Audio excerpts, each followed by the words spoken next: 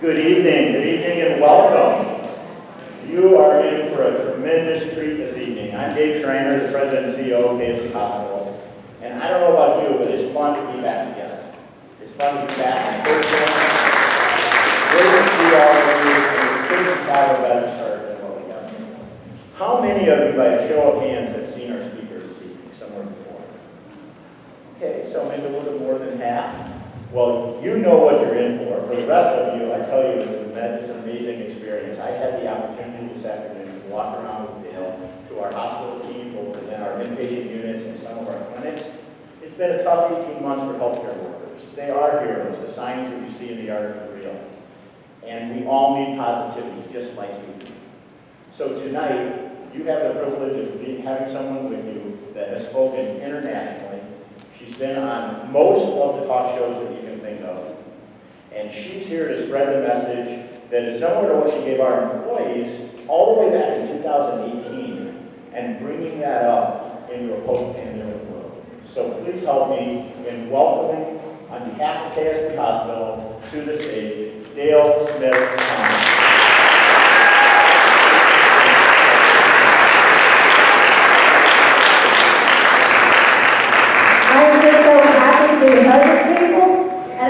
Nancy, I promise you I'm going on that stage. Y'all, she's going to tackle me and put me on that stage if I don't go up there. But I don't know about y'all, and I'm from the South, and I believe this: if it's moving, hug it. If it ain't, sell it. And I have been vaccinated, so y'all can hug me. So there you go. So thank you. Can we give a big round of applause for David and Untitled Chapter? What they didn't tell you is that we had so much fun doing rounds today at the hospital. And look, I told a lot of people at the hospital today, during COVID, of course, my business went to zero. As a person who makes her living on stage, I was not out there. And so these pretty shoes that I have lots of were sitting in my closet on my shelf. And so about 2 months into COVID, my feet were killing me. And I'm like, what in the world is going on? I'm out of the big girl shoes. What's happened? And I realized it was plantar fasciitis. My feet likes these shoes. My feet don't like those flats. And so guess what I started doing? Going to the grocery store in these shoes. And I did. And I would go to the post office. So today I had on shoes that I hadn't had on a while, and I looked at Dave when I got there and I said, Dave, you got 3 hours because these are only 3-hour shoes. Because I have 3-hour shoes, I have 2-hour shoes, and I have shoes that I have bought that just need to sit on the shelf and look pretty because they kill you. But thank you so much. This team has put this together for you guys tonight, and this is only my second live event back. And so it was so important to me to be here in Dixon, to be part of this family and this community. I feel like y'all are family. I'm claiming y'all, and y'all are my northern family. For the rest of you, this is a Mississippi accent. If you don't understand what I'm saying, raise your hand. And we have people that were here before that will interpret for me. Right? So they will interpret. But tonight we're going to talk about the power of perspective. Because as we've come through this last 18 months, as Dave said, we have all walked through some kind of loss.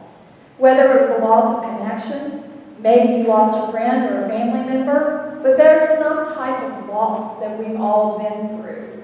And I said my last 18 months has been a character-building experience. You are welcome to steal that and use that. Because every single obstacle that we face can either be a speed bump or a dead end. And we can look at it and say, what am I learning about this? Because so many times we ask the wrong questions. We ask, why is this happening? And many times we will never know why this is happening. But we have to ask, what can we learn and how can we grow forward? Well, for those of you, raise your hand again if you have not seen me before. Raise your hand. Oh my goodness, I do have to catch y'all up. Okay, first of all, I was born and raised at Route 3, Box 89, Newport, Mississippi. Do y'all have routes here? Do y'all have routes? Anybody live on a route other than me? Okay, good. Well, I grew up out in the country. The town is 2,000 people. Mom and Daddy were 9 miles out in the country from there. And I grew up in a little community where when we were trying to get a TV channel, Daddy would say, I'm going to go out and turn the antenna and you yell when it gets good. Anybody know what that means in this room right now? Okay, y'all get it. Well, I grew up without the power of perspective. I grew up very negative, very shy. Yes, my name is Dale, D-A-L-E. Yes, it's my daddy's name. And I never believed that one day I would be traveling the world sharing a message of encouragement because I did not grow up like that. But what I learned along the way, it is your decisions that determine your destiny, not your conditions. And I grew up below the poverty level, and only because of a woman in my county who donated the timber rights on all their property. She donated all their timber rights on the properties that they had to a scholarship fund for any child in my county to go to college free. And now, all these years later, that one decision has put over $100 million in education. You talk about the power of perspective. I never knew her, but she provided the opportunity for me to be the first person in my family to go to college. I went to Mississippi State University. I have a degree in physical education. Do not ask. I was shopping for a husband. That is all that story is good for. But my mother, my sweet little country mother, only wanted me to have a boyfriend and a husband by the time I graduated high school. That was not working out for her. So I decided maybe I'll keep boys with the PE department. I almost failed golf. It should not have been my path. But I have a degree from Mississippi State, and so as I travel the world, I get people to call me coach, and they say, yes, coach, and they're like, no, that just does not work. But one of the things that I shared, and ladies, thank you. Where's my Thursday night out, girls? Where are you? There you are. All right, Karen, where are you? Did you lead this whole charge tonight, Karen? She put them all together, and what she told me is when I was here before, I ask people every day, when you get up in the morning, what is your attitude? A positive attitude is a choice, it is not an emotion. And every single day, we get to get up and choose what kind of attitude we have, and that's been very challenging this last 18 months, as we have been strangled with fear and strangled with uncertainty. But every single day, we get to make a choice on what our attitude is. Optimism is a choice. A positive attitude is a choice. So I challenged the group 3 years ago. I said, how many of y'all this morning got up and looked in the mirror and went, good morning, gorgeous. There were 3 men in the back that raised their hands. Every time around the world. And the women are going, what? No, of course I did. I got and looked in the mirror and went, oh, good Lord, what happened? What happened to my hair yesterday? Was that there yesterday? And so what I challenged everybody to do the last time I was here was that silly little goofy thing. It doesn't take thousands of ideas to change your life. It takes one that you put into action. And these ladies are testament to me that for 3 years they've been putting this into action. And every day I challenge them, challenge the group, call somebody, text somebody, and say, good morning, gorgeous, or good morning, champion, something positive. And I shared this with a group, I don't even remember where, and it was a 2-day event. And so I said to the whole group, did y'all get up and text somebody and say, good morning, gorgeous, or good morning, champion? And the girl in the back of the room raised her hand. She said, can I tell you what just happened? That's 8:30. I said, what happened? She said, I texted everybody in my office, and this is what I just got back. Are you drinking this early? Now look, negative is normal. Will you agree with me that you do not have to search for negativity? Say, yes, coach. Oh, come on. Y'all can do that. Come on, say it a little louder. All right, much better. So here's what I'm going to teach you. Motion creates emotion. You've got to act better if you want to feel better. There's your power of perspective. You've got to put yourself into some type of positive motion, and now more than ever.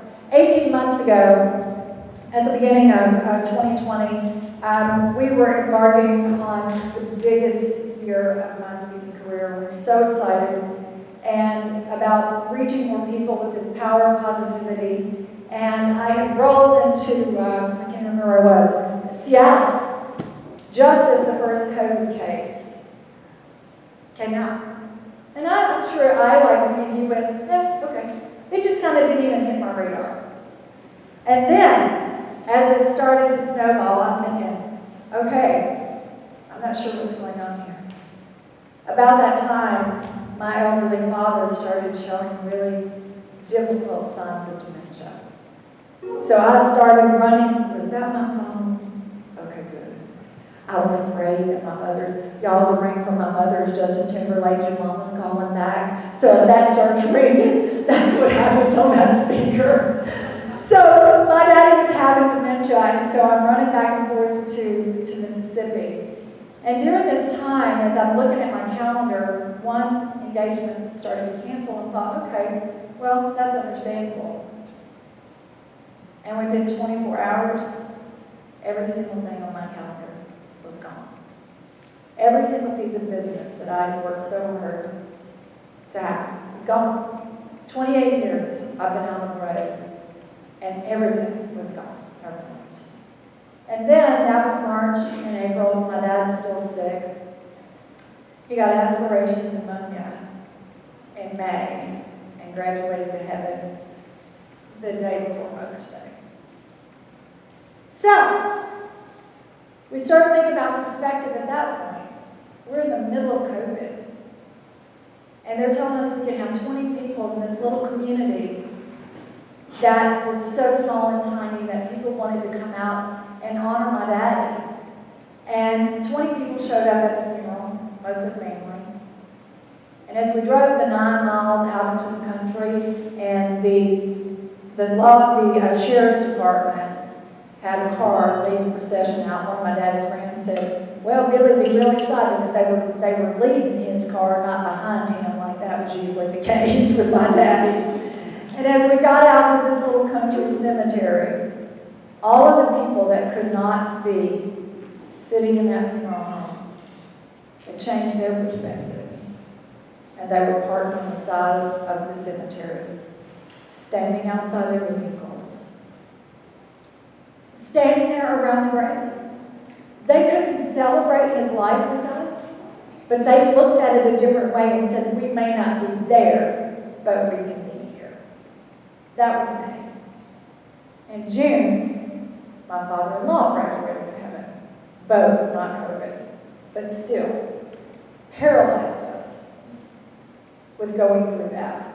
In July, my son, who dated this girl for 11 years, decides to get married in July.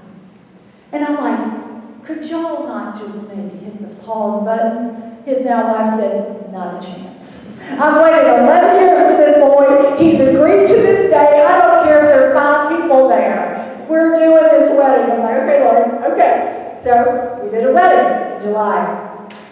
And by August, how many of y'all seen that movie with Dwayne The Rock, Jumanji? Has anybody ever seen that movie? Well, I watched it during COVID. I'd never watched it before. But by the end of August, I felt like he should show up at my house and say, congratulations, you have reached level 7 of Jumanji. That's what I felt like. I'm like, I am level 7. And if you don't know that movie, everywhere they turned, something else was happening to knock them down. And you know what the theory and I think the meaning of that movie is that at every phase of our lives, we have the opportunity to be a hero if we're still alive. And every day, if we can look up, we can get up.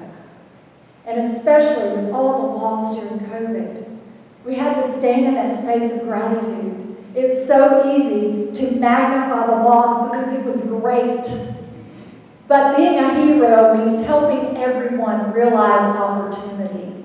Helping everyone realize opportunity. And the opportunity is you can pick up that phone and say good morning, gorgeous, to somebody. You can call them and check in with them and say, I know it's been hard for you. How can I help you today? And every single day, we now should look at this time. We got put in a massive time out, did we not? We got put in a massive time out. And those of us who raised children, my son named Thomas, I mean, he knew that time out space real well. And so, you think about that, we got put in a massive time out. But it taught us, if we look back and learn and say, it taught us how much we love this eye-to-eye contact and how much we took for granted sitting across from somebody and drinking a cup of coffee, sitting in church together or in a venue like this together or hugging each other. I don't want us to go back to normal, do you? I want us to have a new normal that says every day we pay attention to right now, in this moment, what is going on right now. Because if you are looking so far back, it's like driving your car in the rear with the rear view mirror. What's going to happen? You're going to crash. We've got to glance back and say, what did I learn? But then we've got to reach forward and say, what can I do today? Whose hero can I be today? David's surrounded by heroes right here at KSB who are so fortunate to have this hospital, be in this community. And I'm going to challenge you because I was telling Dave today, one of the things that I found myself doing during all this time was putting off those screenings, ladies, that we know we all need to have. And he told me all the safety the measures they have in place, and now families can go with you to these screenings. So whatever you need to do to take care of yourself, get it done. I have got it on my calendar. And I want you to join me because we have to also be heroes for ourselves. As I started to think about perspective, my son Nick, who is now 35, I don't like saying that. I'm going to say he's 25-10. I like that better. It makes me younger when I say it like that. And so when Nick was little, Nick was this wonderful child that I grew up so shy and so insecure, and I was determined not to teach Nick that type of energy. And every day when he would get up and growl at me, I would say, you can choose to be happy today. And he'd go, I'm going to choose to be happy. And I'd say, just so you know, that's your choice. Do you know people that choose not to be happy? Do you? Say, yes, coach. Yes. Guess what? Let them be irritated by themselves. You know what? That's their choice. And we've got to just honor that. So I had been teaching Nick. And so we were on our way to pick up his babysitter one day. And he's chatting. He's always chatting. So we're waiting on the babysitter. And we're at this college. He's up in the sunroom, yelling at everybody walking by. Hey, my name is Nick. And they're like, oh, he's so cute. And they're waving. And they're, hey, Nick. This happens 3-4 times. He yells again. There's silence. I'm like, oh no, I don't want to have to get out of this car. Somebody's not speaking to my baby. And so he got louder. Hey, it's Nick. I'm Nick. Silence. So I look up to see what's going on. I'm like, this woman must have headsets on or something. There is a reason she's not saying hello to this darling 4-year-old. Nothing. She just kept walking. I'm like, seriously? So he's coming back now through my sunroom. And I'm waiting for this question. Why won't she speak to me? Nick Thomas turned and looked at me and said, she must speak a different language. There you go. How about that? She must speak a different language. That is all he got out of that. And I looked at him, and to myself, I'm going, my work is done right here, right now. My work is done. And I said, you know what, baby? She must speak a different language. That's exactly right. She just did not understand you. How many times do we know that other people are speaking different languages? And yet we ask those questions. Why are they doing this? Why are they doing that? Why are they saying this? Why are they saying that? And what we have to learn is just to accept that some people are speaking a different language. And this language of positivity is incredibly important right now, more than ever, with everything that is coming down the pipeline right now. Everything that's coming. And to stay in this place of positivity is a choice. And every single day we have to use this optimism as a strategy. You know, people say, oh, that positive thinking.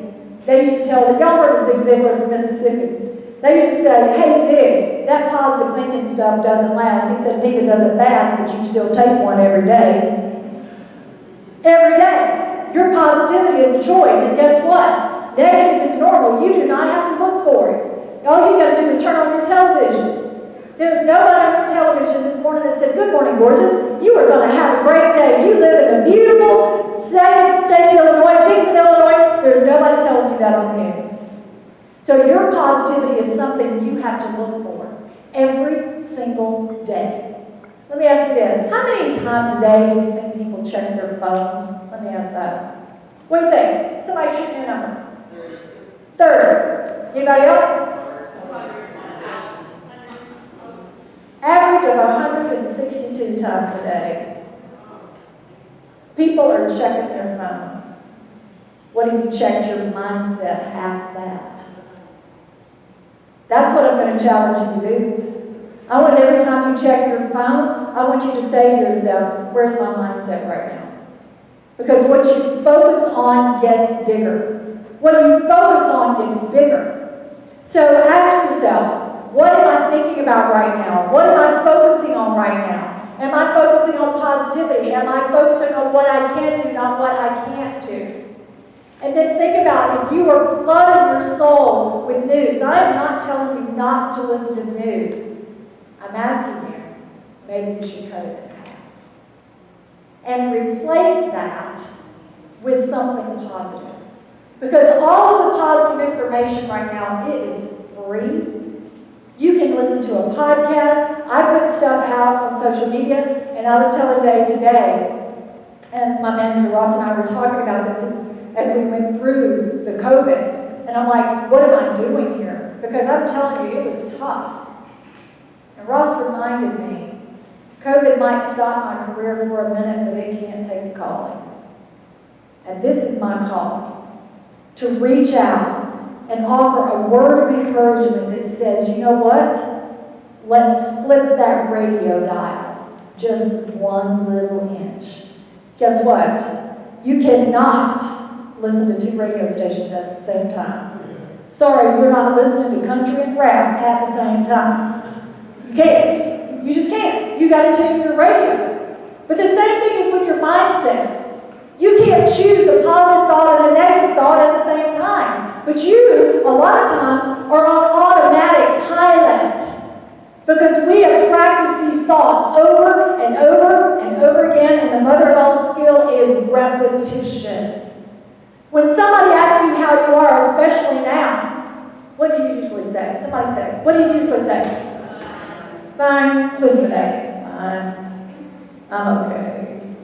What if tomorrow, just for tomorrow, just say, I'm so awesome. If I was any better, I'd be twins. They're like, what did they give you at KSP last night?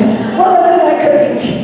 And what if tomorrow you said, I'm extraordinary, I'm gorgeous. They're like, what is wrong with you? But if you say, I'm fine and I'm okay, does anybody ever even ask you? No, not one word. You want to trip people out? Do it tomorrow. Will y'all do it tomorrow? Can we have fun tomorrow? Can we just start rippling out some positivity tomorrow? And when somebody says you how you are, say, I'm amazing. Well, why? Well, I woke up today, didn't you? I woke up today. I woke up today. This language that we use has power. Every single one of you in this room can remember something negative that somebody said to you that you have put on repeat in your soul, right? Not your head, say yes, coach. But how many times are you repeating the good things that are said to you? Not many. And so many times when somebody encourages us or compliments us, usually, especially ladies, we make an excuse and we give it back. They'll go, that's a cute dress. Oh, girl, I got this at Walmart. I had it 10 years. Oh, your hair looks great. Oh, no, it's awful. Right? We need to learn to say thank you when somebody gives us that gift of positivity. Learn how to say thank you. And learn how to plant these seeds because they do come up. You may be the only encouragement that person has in their life that day. It is so simple just to say, hey, you did a great job. Thank you for that. How are you feeling? What can I do for you?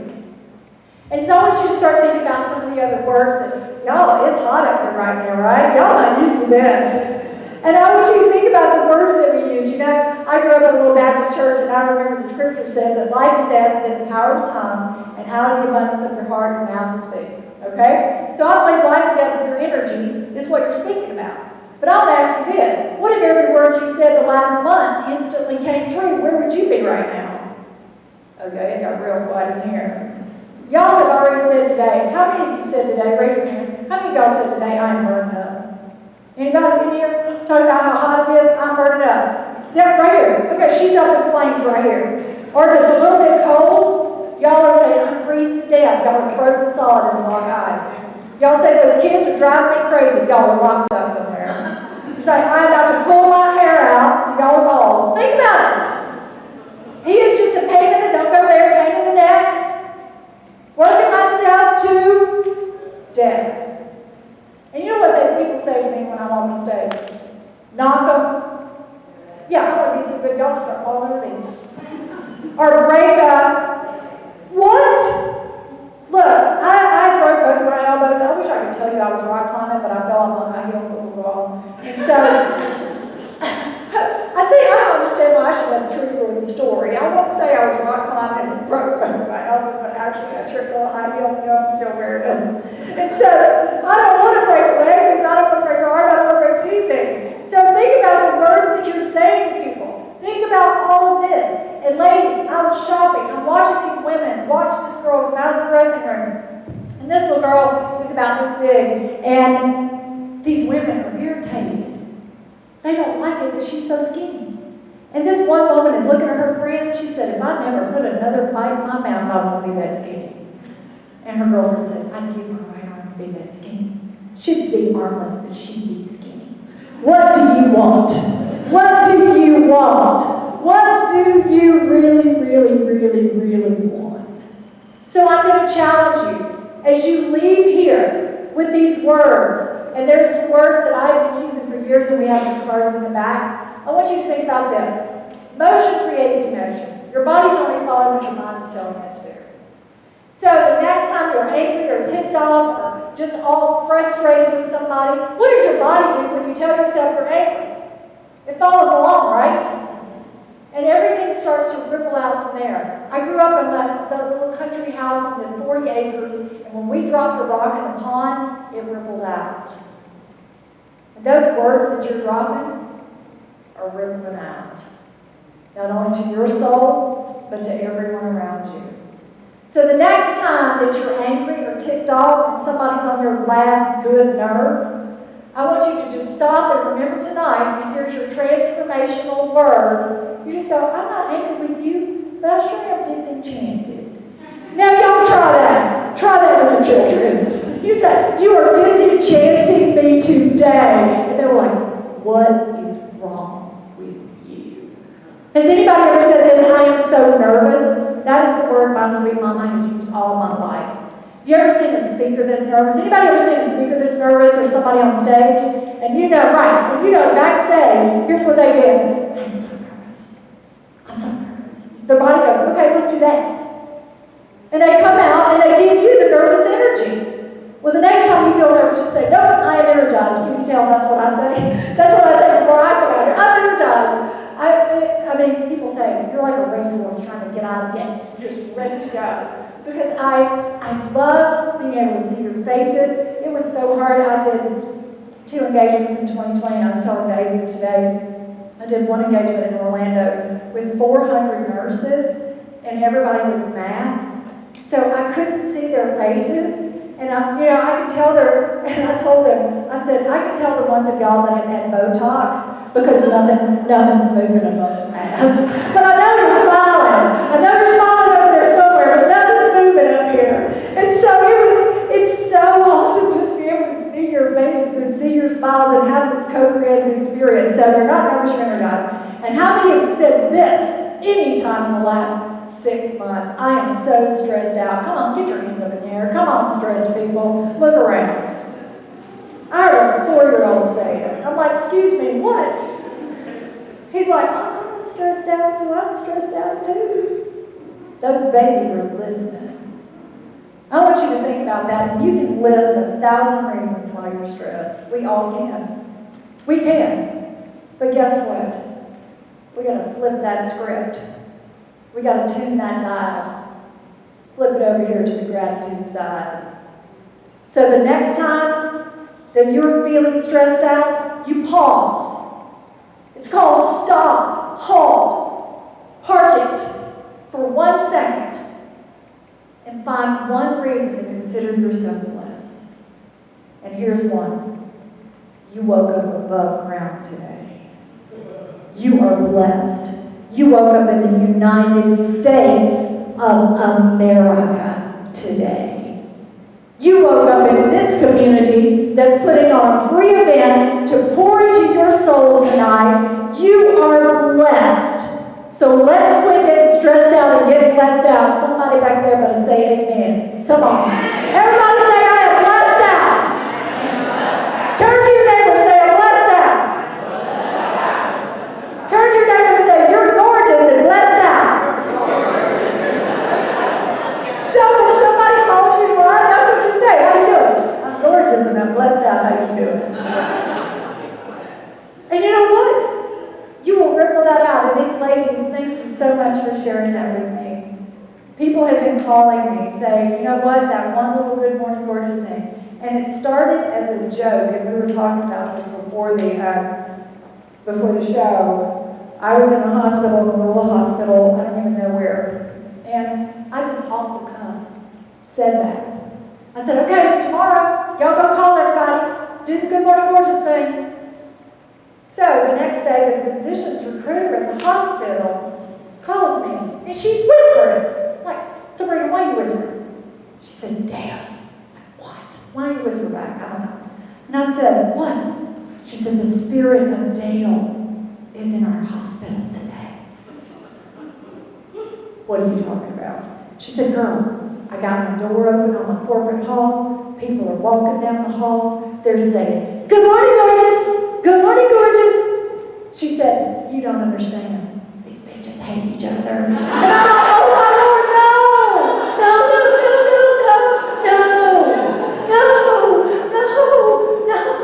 She said, but today, they acted like they love each other. I said, let them roll with it, baby, let them roll with it. And so I laughed so hard.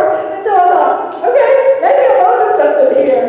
And so we started rolling out this Good Morning Gorgeous campaign, and honestly, it has traveled around the world. And that's why when the book came out, that's in the back of the room, you know, we thought that had to be the title. It's little hinges that swing big doors. It doesn't take a lot of things. It takes things that we stay consistent with.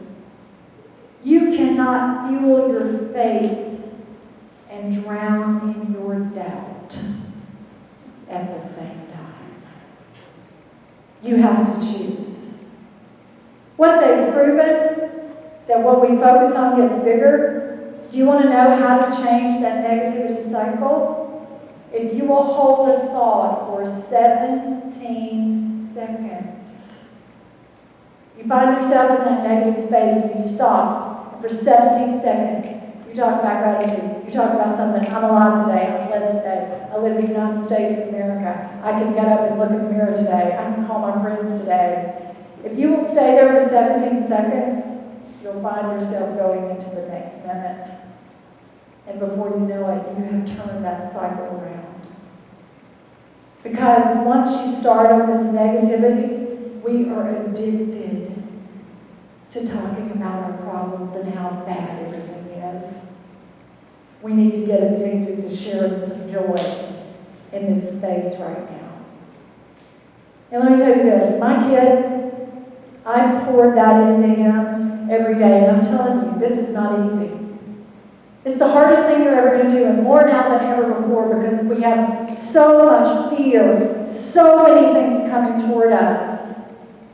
But in the middle of all of this, we have to step back and find that faith, and find that joy, and find that positivity. So I told Nick this, and told Nick this, and told Nick this, and told Nick this, and told Nick this. And then one day, as 10-year-olds do, he was in my kitchen, came through on roller skates, doing hockey moves and pageant waves at the same time because I'm tired of meeting queen. Just get that out there right now. And so he comes skating through there on my last nerve. Y'all understand, parents out there. I said, Nick Thomas, you better get out of my kitchen and you better get out now. He rolled back on his skates with love in his eyes. He said, hey Mom, you don't have to let my actions affect your attitude. What? Excuse me, what? He said, oh wait, what? He looked at me, hand on the hip. Mom, is that not what you're going to teach them tomorrow? Skated across my kitchen, did the pageant wave, and skated out. I'm like, what did he just say? How many of you have ever allowed someone else's actions to affect your attitude? Get your hands in the air. Rest of your lying to me. Because here's what happened. Somebody says something, somebody does something, and they take your energy, they drain you, and you give them all your power. You say, here's my day, ruin it. Nobody can make you mad without your consent. Nobody can make you feel guilty without your consent. But yet, we get on these rolls. So I want you to remember the word. You don't remember anything else I say. You remember the words of Nick Thomas. You don't have to let my actions affect your attitude. Because all the things that go on right now, everything that's going on, sometimes the only thing you can change is your mind. You have control of what's going on between your ears and what is coming out of your mouth. And the rest of it, you just better step back. But you have a choice on how you react to it. Everything has a perspective. And as you start to put this to work in your life, I'm going to challenge you to fuel your soul. If you would do it for 15 minutes a day, you don't have to add 15 minutes, just stop scrolling. Anybody understand that? Y'all, I got my mother on Facebook after my daddy died. Oh my, you should see an 82-year-old woman really owning the Facebook. That's what she calls it. She'll call me, she said, did you see what happened on the Facebook today? No, I did not. My mother lives 45 miles from Walmart. That's how small that town is. So she's looking at Facebook every single day. And you know what? It has given her so much joy to be able to connect to that community in a different way while she could not leave the house. And so we had to change. I had to teach her how to use the iPhone. And she kept pushing back, I'm too old. That's an excuse. No, you're not. At least try. And she told me the other day with tears in her eyes, thank you for teaching me to be positive. Because her entire life, everything was negativity, everything was worry, everything was hard. And she said, you have taught me so much. It is never too late to learn. It is never too late to share. It is never too late to step forward and say, from this day forward, I'm going to stand here in this power and this positivity with this perspective. We're going to refocus, re-energize, reload. And we are going to come out of this stronger and better together. Right? Yes. We're coming out. Thank you. We're coming out together. We got to have each other. One of the greatest, as I was thinking about all the different things that have happened in my life and how I've learned about perspective. And God did only give me one kid because I almost didn't survive this one. He is a race car driver, okay? He is a race car driver. He sends a car to a wall at a high rate of speed as fast as he can go. People ask me, do I ride in a race car? I'm like, no, I won't ride in a real car with him. And so we were on a ski slope, and look, I was born for that. I'm not born for that skiing stuff. But Nick loves it. And our family was out on a ski vacation. And they begged me, please do this. And I'm like, I look good in a lodge with a cup of hot chocolate. This is not my gig. But I went and took a ski lesson with the 2-year-olds who ski without poles. I don't understand. It's so irritating. And so I took my lesson and I was doing okay, but I talked a lot. Shocking. Talked a lot. My husband asked the ski instructor, he said, how'd she do? He said, she's so entertaining. He said, I did not pay you for her to entertain you. But see, I figured out the more I talk, the less I ski. That's what I figured out. Real fast. So I get out there with all of them. They ski down with a video camera. Why is this necessary? They want to get me skiing on this mountain. Now I get cold at 60, so this is not my deal, okay? So Nick stays behind me in case there's tragedy. And so I'm doing all right, we're real cute. I got my real cute clothes on, and I'm going whatever way you're supposed to go. I don't know, what's the easiest slope? What's the one? I don't know. Oh no, it wasn't the bunny, it was one of the bear. It was like whatever the next color is. And so I'm doing okay, but then all of a sudden, I got over here in powder, and my skis went flying one way, my poles went flying another. My husband later said it looked like a yard sale, that meant crap everywhere, and all my stuff was everywhere. And I am laying there, freezing, while the 2-year-olds are sliding by me without poles. If I had a pole, I love the babies, but I might trick one of them because I was so irritated. So I was laying there, and I thought, you know what? Here's the perspective. Let me tell you what's going to happen right now. I'm going to lay here and play dead. Because that boy on that snowmobile up there is coming for me any second now. I don't care if they think I'm dead. I'm not moving. So all of a sudden I hear, shh, shh. Oh, no. Snow goes flying over my face. Nick Thomas.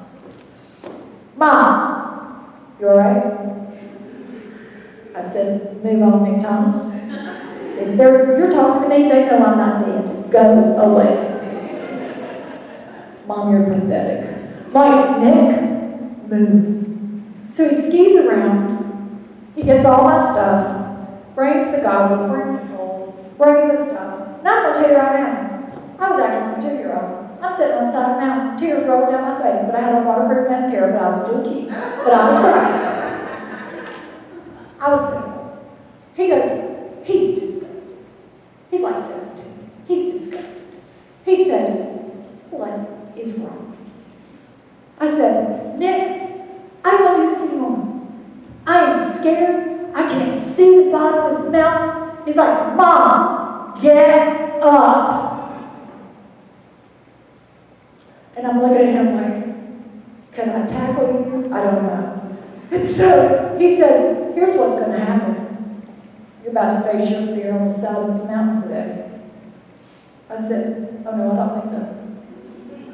He said, oh no, we're going to stand here until you do. He said, what are you afraid of? Maybe a question you need to ask your friends that are having some fear. What are you really afraid of? And I looked at him and I thought, what am I afraid of? And I said, Nick, I can't see the bottom of the mountain. I don't know where I'm going. And I don't know how to get there. My kid says, Mom, quit looking all the way down the mountain. Ski the 2 feet in front of you. And when you ski 2 feet, you can ski 2 more. And I'm going to go with you, and we are doing this together. And I looked at him, and I'm like, you so irritate me. You so irritate me. But guess what Nick Thomas and I did? We skied the 2 feet. Guys, we're in a time in our lives right now, we need to ski the 2 feet. When you get paralyzed with fear, or indecision, or uncertainty, ski the 2 feet. I ain't never been back. Never been back. Now I'm going back to the mountain. No, not happening. I learned the lesson. I'm like, God, if this is a lesson that you needed for me, I got it. I got it. And Nick and I skied the 2 feet. Growing up in Mississippi, one of the greatest lessons of perspective that I ever learned was from one of my best friends who was actually my piano teacher. You see, so many people tell us things, and they tell us things that they decide are our truth. She was in a tragic car accident at age 11 on a little dirt road in North Mississippi. The motor came in on her lap and crushed her left leg. The mother and the next door neighbor's family was killed. In my hometown hospital, my little rural hospital, the doctors told her parents that she would probably not walk again because her leg was so crushed. She had over 100 stitches in her face.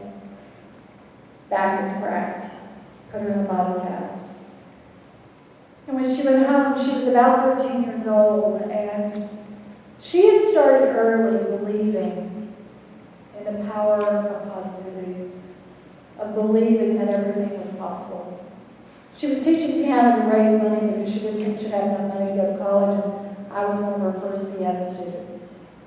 And every day when I came into piano, she would say to me, "Hey Dale, you know what? You can be happy today." And I was that sad, negative child. She is walking with a limp from this accident. She's got 100 scars, 100 stitches with scars on her face. And I said, "How can you be so happy? You have this injury and these scars."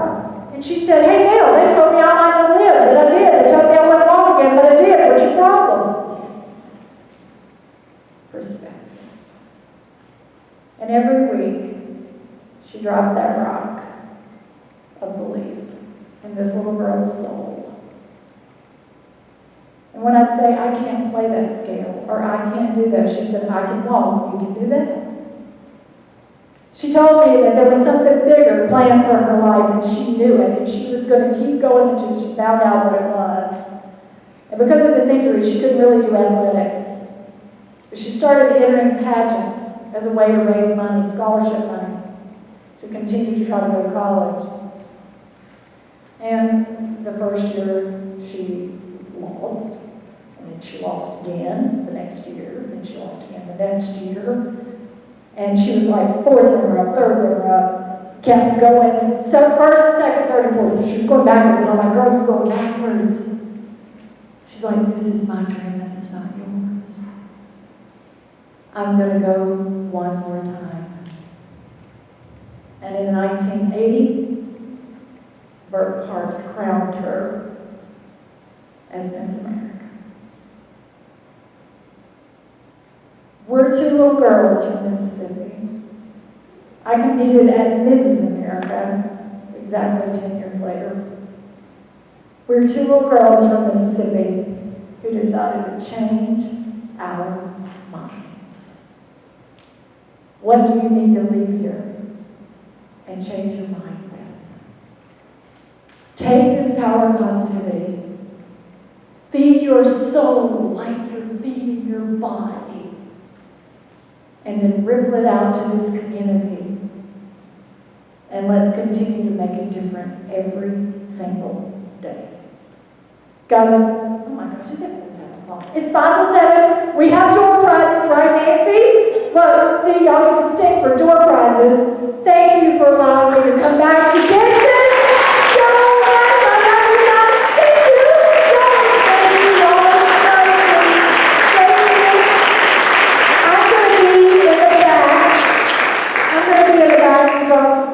I want to look at y'all. Y'all want to hug me? I'll hug you to every one of you, please. Okay, come.